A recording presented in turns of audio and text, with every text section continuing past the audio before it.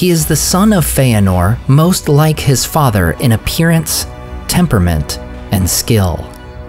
While he would develop a friendship with the dwarves, his actions against both elves and men would cost lives, including his own.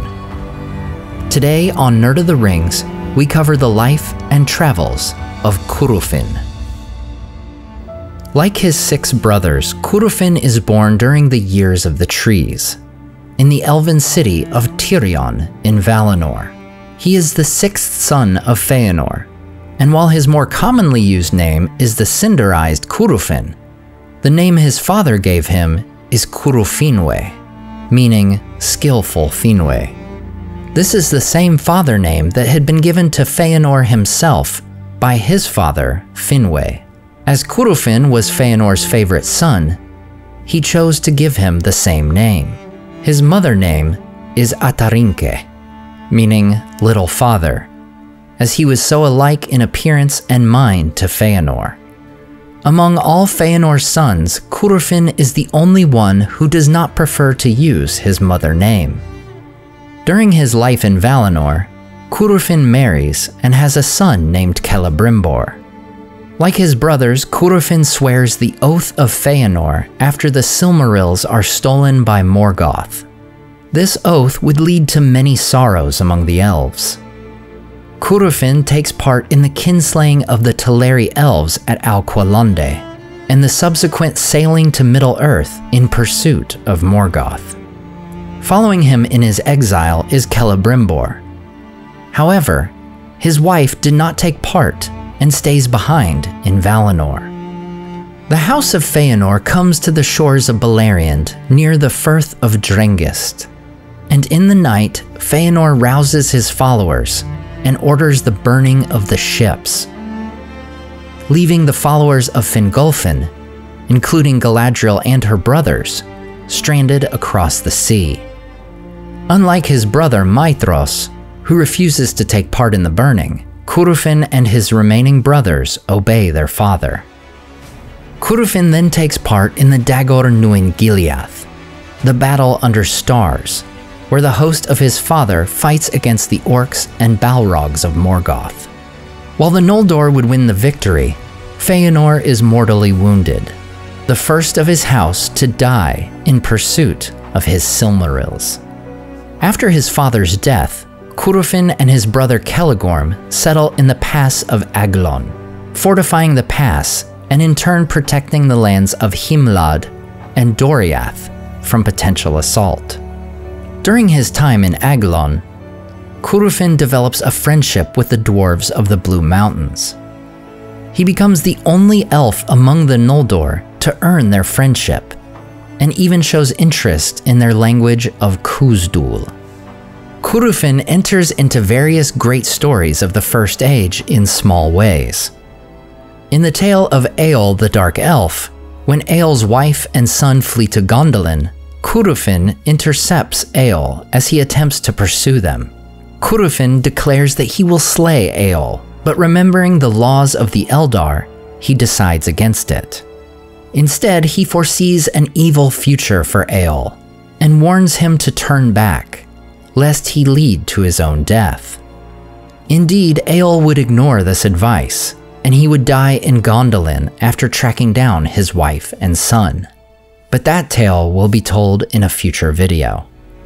Curufin would next fight in the Dagor Bragollach in 455, when Morgoth breaks the siege of Angband with Glaurung and the Balrogs. After this defeat and the destruction brought by the Great Dragon, Curufin and Celegorm flee with their people to Nargothrond.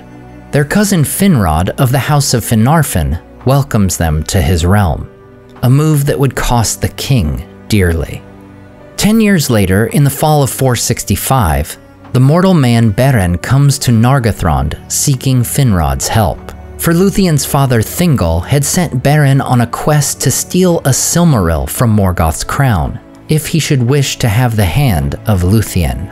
Presented with the Ring of Barahir, and reminded of his oath to aid this mortal family, Finrod agrees.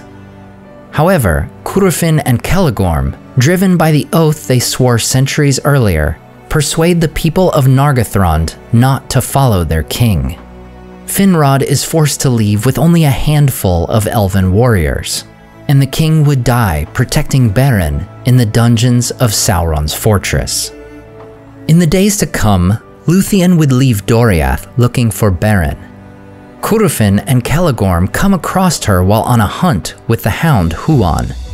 Pretending to help her, they instead take her captive to Nargothrond, for Celegorm was enamored with her and plotted to receive her hand from Thingol. However, Huan instead helps Luthien to flee, and coming to Tolin Gawroth, they drive off Sauron and rescue Beren and set free the thralls of Morgoth's chief servant. When these captives return to Nargothrond, the people finally learn of Finrod's death and perceive the treachery of Celegorm and Curufin. Finrod's nephew Orodreth, now the rightful king of Nargothrond, would not permit them to be slain, but instead banishes them from the realm. And here we have a parting of the ways for Curufin and his son. For Celebrimbor did not follow his father in his banishment, instead staying in Nargothrond, and later Gondolin. As Curufin and Celegorm flee Nargothrond, they come across Beren and Luthien in the forest of Brethil. The brothers attack, with Curufin grabbing Luthien and hoisting her onto the saddle of his horse, and Celegorm charging Beren. Then Beren sprang from before Celegorm, full upon the speeding horse of Curufin that had passed him, and the leap of Beren is renowned among men and elves. He took Curufin by the throat from behind and hurled him backward, and they fell to the ground together. The horse reared and fell, but Luthien was flung aside and lay upon the grass. Then Beren throttled Curufin, but death was near him, for Celegorm rode upon him with a spear. In that hour, Huan forsook the service of Celegorm and sprang upon him, so that his horse swerved aside and would not approach Beren because of the terror of the great hound. Arising from the grass, Luthien forbids Beren from killing Curufin. Instead, Beren takes from Curufin his gear and weapons, including his knife, Angrist, the very blade he would use to pry a silmaril from Morgoth's crown. Then Beren, lifting Curufin, flung him from him, and bade him walk now back to his noble kinsfolk, who might teach him to turn his valor to worthier use. "Your horse," he said, "I keep for the service of Luthien, and it may be accounted happy to be free of such a master." Then Curufin cursed Beren under cloud and sky. "Go hence," he said, "unto a swift and bitter death." Curufin joins Celegorm on his horse, and filled with shame and malice, he takes his brother's bow and shoots at Luthien as they ride off. The first arrow is caught by Huan, but the second hits Beren as he shields his love. Beren would be healed of this wound by Luthien, and Curufin would next join his brothers in the Union of Maedhros in 468, a great alliance of men, elves, and dwarves meant to make a final war upon Morgoth. However, due to the evil deeds of Celegorm and Curufin, neither Thingol of Doriath nor Orodreth of Nargothrond would join the alliance. In addition to claiming many lives and victory in this battle of unnumbered tears, Morgoth gains control of the entire north of Beleriand, and the sons of Feanor flee to the southeastern lands of Osiriand. Over 30 years later, the Oath of Feanor would awaken once more. In the preceding years, Luthien had worn the Silmaril which she and Beren had stolen from Morgoth, and it is said that she appears more fair than any other among elves, men, or even Maiar of the Blessed Realm. None would dare to pursue this Silmaril while in Luthien's care. However, Luthien would die a mortal death in 503, and the Nauglamir necklace, which held the Silmaril, is sent to her son Dior, who now rules his grandfather's realm. Hearing rumors of a silmaril burning again in the forests of Doriath, the oath is awakened from its slumber, and the sons of Feanor demand Dior turn over the jewel. Dior refuses, and the 7 sons gather their followers and launch a surprise attack on Doriath in the middle of winter. There, within the realm of the 1,000 Caves, there was the second kinslaying of elf against elf. Curufin is killed in the attack, as well as his brothers Celegorm and Caranthir. Dior and his wife Nimloth are also killed, and their sons are taken by the cruel servants of Celegorm into the forest and left to starve. Curufin's brother Maithros repented of this wicked act and searched for the children, but Dior's sons were never found, and their fate is unknown.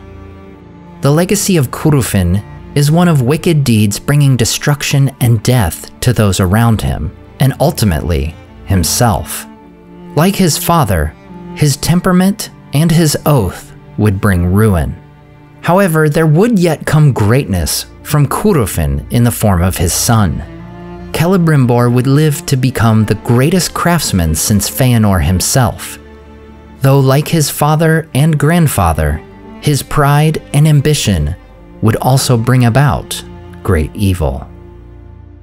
As always, I want to say a huge thank you to my Patreon supporters who make this channel possible. Tom DeBombadil 19, Listen Me the Cinda, Celebrimbor, The Mighty Mim, Team Weasel, Rabbi Rob Thomas, Charles Leisure, Toby Mob's Music, Sky Carcass, Slide Belts, Dane Ragnarsson, Salim Rahman, Zetrock, Berto Berg, Grand Strategy Nerd, Graham Darricott, The Dark-Haired One, Wyland, Michael Wu, and Debbie. If you enjoyed the artwork in this video, check out the artists in the description and purchase prints of their great work for yourself. Thanks so much for watching and subscribing, and we'll see you next time on Nerd of the Rings.